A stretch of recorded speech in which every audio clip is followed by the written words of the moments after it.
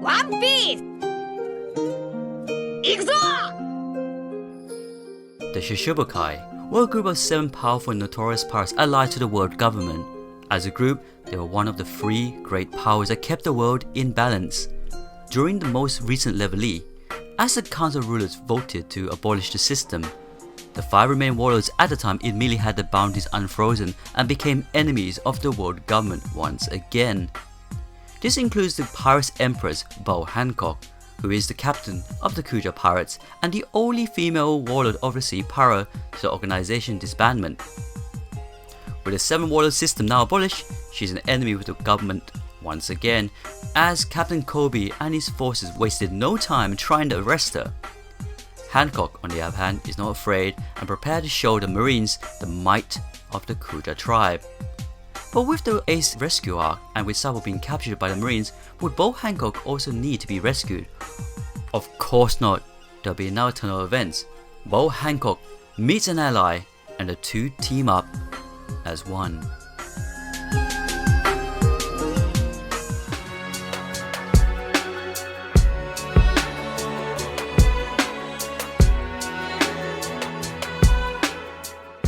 Hi everyone, Flying Panda, the One Piece theorist.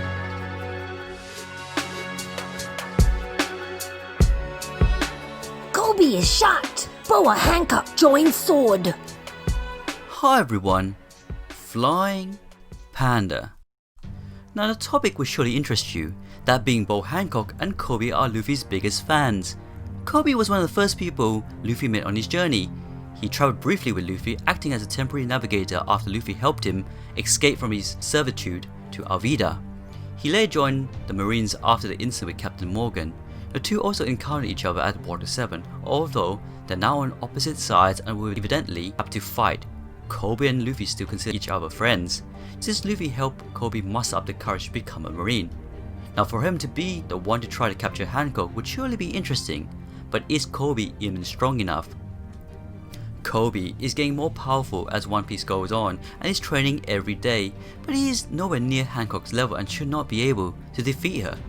Hancock was way stronger than pre-skip Luffy and was casually wrecking pacifistas effortlessly without using her full power, and if I were to make a guess, I say that Koby is now just as powerful as pre-timeskip Luffy during the Marineford saga.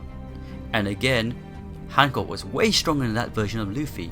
Plus she was one of the 3 warlords alongside the Flamingo and Mihawk, who went all of Marineford unscathed, and we all know that she, along with the other warlords, has gotten stronger during the time skip, because it would be unlikely that she remained at the same power level that she has at Marineford, and even if she were, she would still be far above Koby's league. Plus, who could forget that badass line that she spoke when the Marines were going to attack her after her warlord status was revoked from her. Don't panic. I hope they haven't forgotten that the reason we became warlords is because of how strong we are. The line above wasn't arrogant boasting, it was the truth. Hancock became a warlord because she is extremely powerful. She never would have become a warlord if she were weak. And if she were weak, she would have gotten the Gecko Moria treatment, and we all know that Gecko Moria was kicked out from the warlords because he was too weak to become one. Now we know Koby might not try to fight Hancock, and this is where the theory begins. Koby will convince Boa Hancock to join the secret organization S.W.O.R.D. S.W.O.R.D is the Marine Headquarters secret special forces led by X-Drake. Their overall mission and objectives are currently unknown. Their operations involve undercover missions to monitor the Emperor's activity. Koby and X-Drake were shown contacting each other to discuss urgent developments. S.W.O.R.D uses code words to verify secure channels. They're not informed of Cyber Pool's operation and their covert activities.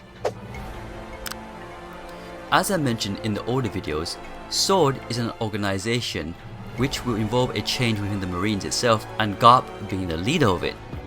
We all know the difference between absolute and true justice, and there have been those within the Marines who know what it is they are doing is wrong, yet they are bound by duty to carry out these orders without question. The battle between Akihino and Aokiji wasn't merely just to determine who becomes Fleet Admiral, it was a battle between true and absolute justice. The battle was a wager to see whose moral would lead on to the next chapter of the Marines, much like politics. But rather than a debate and go by a vote, it was settled by force. It was probably settled this way because, as I mentioned, more and more Marines were starting to see how wrong the current way was working, and out of fear of losing by democracy, absolute justice had to take it back by force. Even though absolute justice prevailed in this battle, true justice isn't finished just yet. They will make their move when the time is right to strike back. After all, Garp has 2 new enemies to fight, but before he makes his move, he needs to build his own forces. I now believe that force is the organization S.W.O.R.D. Which wouldn't be bad for Boa Hancock because during the pinnacle of the war, she stopped bazooka-wielding soldiers from targeting Luffy under the claim that they would hit Garp as well, in which she added that he would be her grandfather-in-law when she and Luffy marries. Hancock joining S.W.O.R.D will be a big asset to the team because, as I mentioned before, S.W.O.R.D will be facing off against CP0.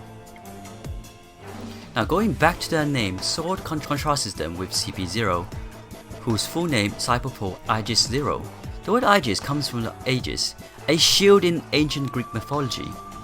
CP0, more properly known as Cyberpole Aegis Zero, is the strongest intelligence organization among Cyberpole, according to Nico Robin. So S.W.O.R.D versus Shield.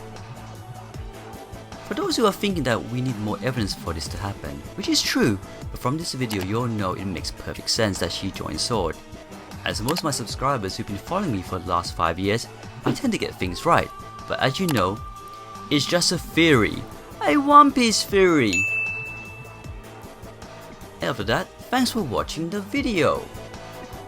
As you know, we got a Twitter account, meet us there. We got a Facebook, join us there. And also we got a Discord channel with over 2,000 members.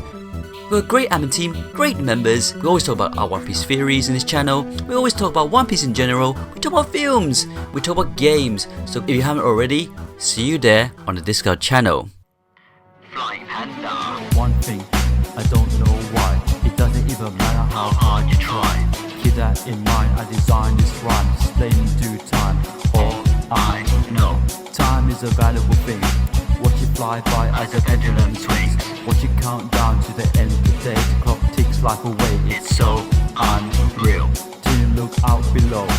What time fly through out the window. Trying to hold on, but didn't even know. I wasted it all just to watch you go. I kept everything inside, even though I tried. It all fell apart. What it meant to be will eventually be a memory of a time when I tried so hard.